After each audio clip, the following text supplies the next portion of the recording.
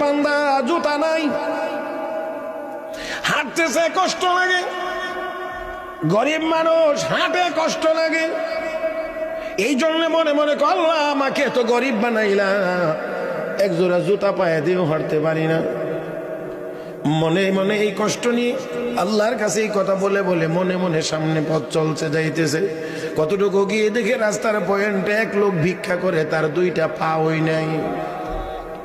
বুঝেন নাই? কি নাই? এবার আর কি নাই? এবার আর জুতা নাই। আল্লাহ আমার তো জুতা নাই, হাঁটতে বড় কষ্ট, এমন গরিব বানাইলা। সামনে গিয়ে যখন দেখছে রাস্তার পয়েন্টে এক লোকের পা নাই, ভিক্ষে করছে, এই লোক আল্লাহ তোমার দরবারে শুকরিয়া, জুতা না থাকলে নাই, আমার দুইটা পাও তো তুমি সঠিক রাখছো। এই জন্য দুনিয়ার ক্ষেত্রে নিচের দিকে তাকাও, মনে শান্তি আসবে। ও দুনিয়ার ক্ষেত্রে নিচের দিকে তাকাও, মনে শান্তি আসবে। দ্বীনের ক্ষেত্রে উপরের দিকে তাকাও, তাহলে ইবাদতের আগ্রহ বাড়বে। মানে আমরা উল্টাটা চলি, খালি টাকা বেশি, বাড়ি ঘর বেশি, বিল্ডিং বড়, আর এই করতে করতে কোনো ভালো মন্দের কোনো পার্থক্য নাই, হালাল হারামের কোনো চিন্তা ভাবনা নাই। যেভাবে মনে চায় সেইভাবে টাকা কামাই করার পিছনে পড়তে গিয়ে আর ব্যক্তি জীবনে শান্তি নাই, পারিবারিক জীবনে শান্তি নাই, সামাজিক জীবনে শান্তি নাই, রাষ্ট্রীয় জীবনেও শান্তি নাই, এমনকি আন্তর্জাতিক জীবনেও শান্তি নেই।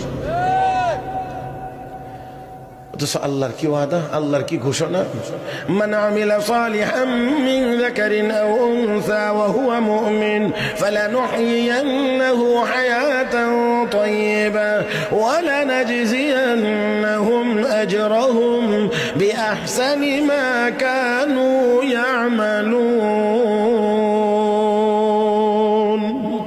আল্লাহ বলেন, পুরুষ হও আর মহিলা হও, ও ঈমানদার, তুমি পুরুষ হও আর মহিলা হও, যদি নেককার হয়ে যাইতে পারো, আমি আল্লাহর ওয়াদা, আমি তোমাকে দুনিয়াতে পবিত্র জীবন, শান্তিময় জীবন দান করব।